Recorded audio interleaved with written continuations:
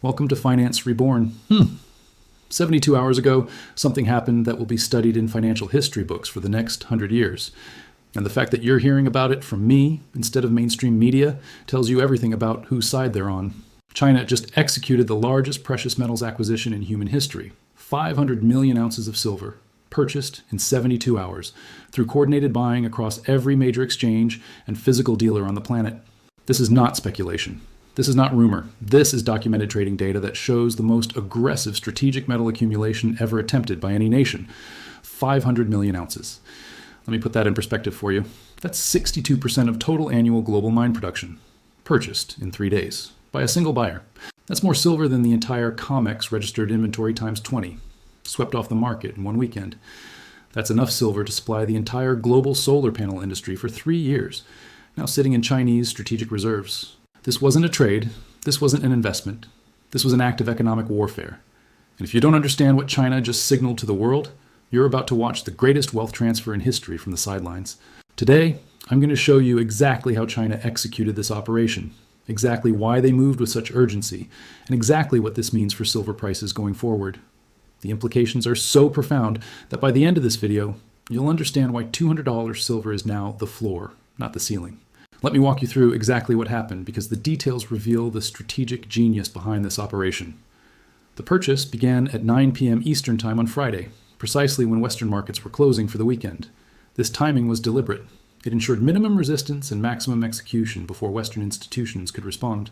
Over the next 72 hours, Chinese state-affiliated entities executed a coordinated buying program across multiple channels simultaneously. Channel 1 was the Shanghai Futures Exchange. Between Friday night and Monday morning, over 180 million ounces of silver futures were purchased. Volume exceeded normal weekly trading by 800%. The price on Shanghai surged from $95 to $142 in a single weekend. Channel 2 was the London bullion market. Chinese agents working through Hong Kong intermediaries acquired 120 million ounces of physical silver from LBMA member vaults.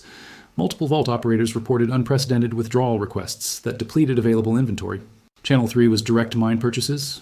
Chinese commodity trading firms contacted silver miners in Mexico, Peru, and Australia, offering to prepay for 18 months of future production. They secured forward contracts covering approximately 150 million ounces at prices 40% above current spot. Channel 4 was the global dealer network. Chinese buyers swept inventory from major dealers across Asia, Europe, and the Americas.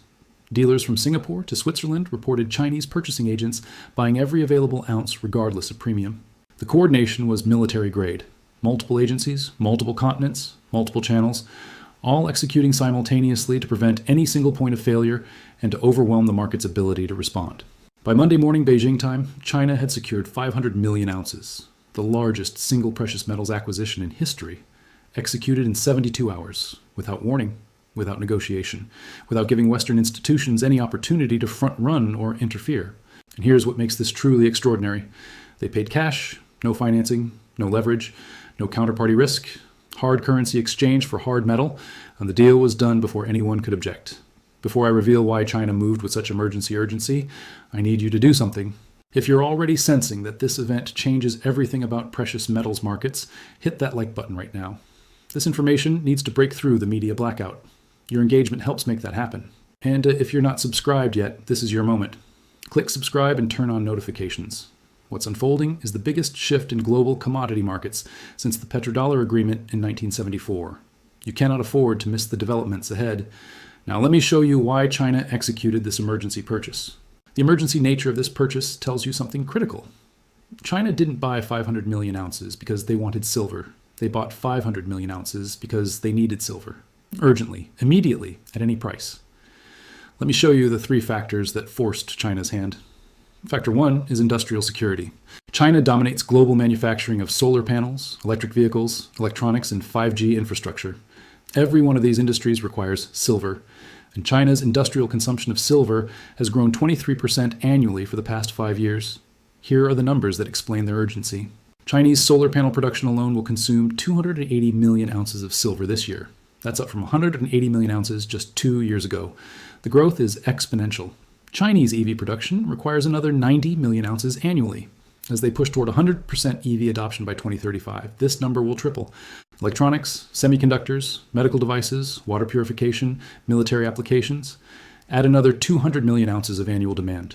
Total Chinese industrial silver consumption is approaching 600 million ounces per year. That's 75% of total global mine production consumed by a single country. And here's the problem. China only produces 110 million ounces domestically. They must import over 80% of their silver needs. When you're importing 500 million ounces annually, and global production is only 800 million ounces, you don't have negotiating leverage. You have vulnerability. Any disruption to silver supply becomes an existential threat to your industrial economy. China's leadership understood this vulnerability, and the events of the past 6 months forced them to act. Factor 2 is supply chain weaponization. China watched what happened to Russia when Western nations froze their central bank reserves. And they watched semiconductors get weaponized against their technology sector. They watched export controls strangle their access to critical materials. They learned that in the new era of economic warfare, supply chain dependencies are strategic vulnerabilities. Silver is mined primarily in Mexico, Peru, Australia, and Canada, all American allies, all potentially subject to export restrictions or sanctions if U.S.-China relations deteriorate further. The intelligence China received suggested that silver export controls were being actively discussed in Washington. Not announced, not implemented, but discussed at senior policy levels. That intelligence triggered the emergency purchase. China decided to secure years of silver supply before any restrictions could be implemented. They paid a premium to guarantee access, and they executed with speed that left Western policymakers no time to respond. Factor 3 is monetary transition. China's central bank has been accumulating gold for years, but gold alone cannot support China's vision for a new monetary order. Silver serves a unique role. It's both a monetary metal and an industrial necessity. By controlling significant silver reserves, China positions itself at the intersection of money and manufacturing. The emergency purchase wasn't just about industrial supply. It was about building the foundation for a commodity-backed alternative to the dollar system. When China eventually announces a silver-backed bond or a partial silver backing for the yuan, they'll need massive reserves to make it credible. 500 million ounces is a serious start. These three factors converge simultaneously: industrial vulnerability, supply chain weaponization risk, monetary transition requirements. Each alone would justify aggressive silver accumulation. Together, they demanded emergency action. Now let me show you why the timing was so critical. Because understanding the timing reveals why silver prices must go dramatically higher from here. China's intelligence services intercepted information about 3 imminent developments that would have complicated their silver acquisition. The first development was a planned CME margin increase specifically designed to crash silver prices before major Chinese purchases could be completed. Western bullion banks knew China needed silver. They planned to exploit that need by crashing prices first, then selling to China at distressed levels. By executing the emergency purchase over a weekend, China bypassed this trap entirely. The margin hike came the following Wednesday. By then, China had already secured their 500 million ounces. The second development was proposed legislation in the U.S. Congress to classify silver as a critical strategic mineral subject to export licensing requirements. This legislation would have required government approval for any silver exports exceeding certain thresholds. It would have given Washington veto power over Chinese silver purchases from American allied producers. China learned this legislation was scheduled for a committee markup within 30 days. They had a narrow window to secure supply before the regulatory door closed. They used that window. The third development was a coordinated Western central bank intervention planned for the coming quarter. According to intelligence shared with Chinese officials, the Federal Reserve, Bank of England, and European Central Bank had agreed to coordinate silver sales from sovereign reserves to cap prices below $100. This intervention would have temporarily crushed silver prices while also signaling to markets that Western authorities opposed higher precious metals prices. China's emergency purchase preempted this intervention. By acquiring 500 million ounces and demonstrating unlimited demand at any price, China signaled that any Western selling would simply be absorbed by Eastern buying. The planned intervention was reportedly canceled after China's purchase became known. This is economic warfare at the highest level: intelligence operations, preemptive strikes, strategic positioning, and silver is the battlefield. The Western financial establishment wanted to keep silver suppressed. China decided that suppression ends now, and they backed that decision with 500 million ounces of irrevocable commitment. There's no going back. The silver market has fundamentally changed, and the change favors dramatically higher prices. Let me show you the evidence that China's purchase has already transformed global silver markets. First, look at the price impact. Before the purchase, silver was trading at $95 per ounce. Within 72 hours, Shanghai prices hit $140. Even after the initial shock subsided, prices have stabilized above $125 globally. That's a 30% increase in one weekend, the largest three-day move in silver history. And it happened not because of speculation, but because of physical accumulation by a sovereign buyer. Second, look at what happened to inventory. LBMA vault holdings dropped 35% in a single week. Metal that had been sitting in London vaults for years suddenly moved to Chinese control. The visible inventory that Western markets relied on for price stability is rapidly disappearing. COMEX registered inventory fell another 15% as Chinese-affiliated buyers demanded delivery instead of rolling contracts. Every ounce they take delivery of is an ounce that leaves the Western fractional reserve system. Third, look at the premium explosion. Physical silver premiums in Western markets have gone vertical. Before China's purchase, typical dealer premiums were 15-20% over spot. Now they're 40-60% over spot. Some products are simply unavailable at any price. The premium tells you what physical silver is actually worth when paper manipulation can't contain it. The premium is screaming that the paper price is a fiction. Fourth, look at the producer response. Silver mining companies have seen their stock prices surge 40-60% since China's purchase. But more importantly, they're changing their behavior. Multiple major producers have announced they're withholding production from the spot market. They're waiting for direct deals with China at premium prices. Why sell to Western dealers at $125 when China will pay $175 for guaranteed forward contracts? This withholding reduces spot market supply even further. The shortage China's purchase created is now being amplified by producer behavior. Fifth, look at the copycat effect. Within days of China's purchase becoming public, India announced acceleration of their strategic silver reserve program. Russia confirmed they're building silver reserves alongside gold. Saudi Arabia made their first ever silver reserve purchase. China's emergency acquisition triggered a global scramble. Every major nation is now questioning whether they have enough silver to support their industrial and strategic needs. And every nation that decides to accumulate adds another layer of demand to an already constrained market. This is how market regime changes happen. A single catalyzing event triggers a cascade of responses that create self-reinforcing momentum. China was the catalyst, but the cascade is now unstoppable. Let me show you the smoking gun that proves China's purchase was just the first phase of a larger strategy. Within 48 hours of completing the 500 million ounce acquisition, China's State Council issued a directive classifying silver as a strategic reserve metal. This classification has profound implications. First, it mandates that all domestically produced silver must be offered to state purchasing agencies before being sold to private buyers or exported.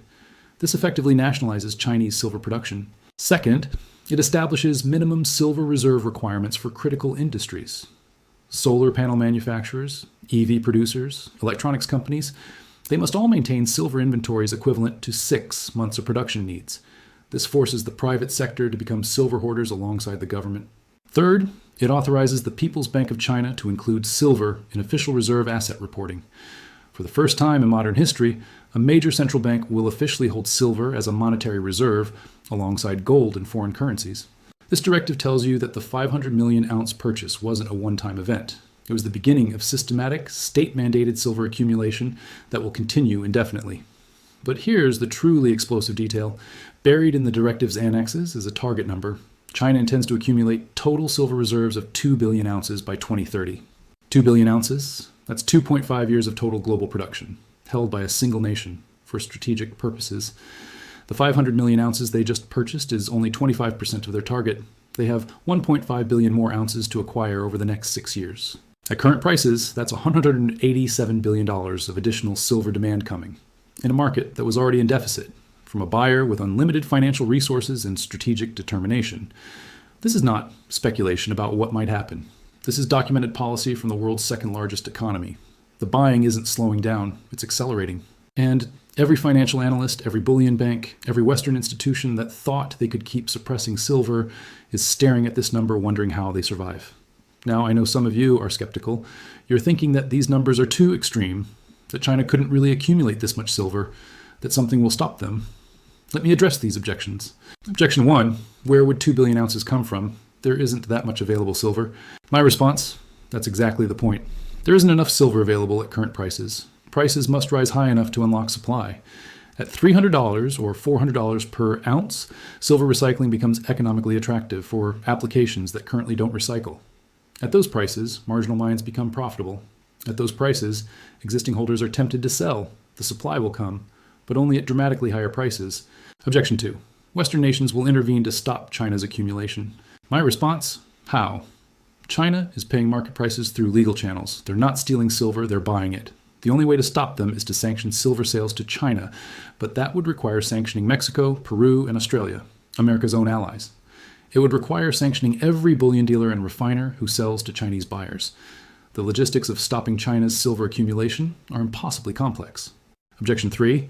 China could be bluffing about their 2 billion ounce target. My response: they just bought 500 million ounces in 72 hours at premium prices. That's not a bluff. That's a statement of intent backed by action. When governments say they want something and then immediately spend tens of billions acquiring it, you believe them. Objection 4. Higher silver prices will hurt China's industrial competitiveness. My response: China already thought of this. They're accumulating at today's prices to protect against tomorrow's higher prices. Their competitors who didn't accumulate will face $300 or $400 silver, while China manufactures with $125 silver from their strategic reserves. The accumulation is a competitive advantage, not a burden. The objections don't hold up against the evidence. China has declared their intentions, they've demonstrated their capability, and they've begun execution. $200 silver is the minimum required to balance supply with China's demand alone. Add the copycat accumulation from India, Russia, and others, and you're looking at $300 or higher. Let me give you a framework for navigating this transformed market. First, understand that China's purchase established a new floor. They paid up to $175 per ounce for forward contracts. They demonstrated willingness to buy unlimited quantities at premium prices. This tells you that any dip below $125 will be immediately absorbed by Chinese buying. The paper manipulation that could crash prices to $60 or $70 is no longer possible. China is the buyer of last resort, and their floor is far above historical manipulation targets. Second, recognize that supply constraints will intensify. The 500 million ounces China just acquired came from existing inventory. That inventory is not being replaced. Mine production isn't increasing. The next 500 million ounces China wants will be even harder to source. Competition for available supply will push prices consistently higher. Third, position for the 2030 target. China wants 2 billion ounces by 2030. That's consistent demand for 6 years. This isn't a trade. This is a structural shift. Position your portfolio for a multi-year bull market, not a short-term spike. Fourth, prioritize physical metal. In a world where sovereign nations are competing for physical silver, paper claims become increasingly risky.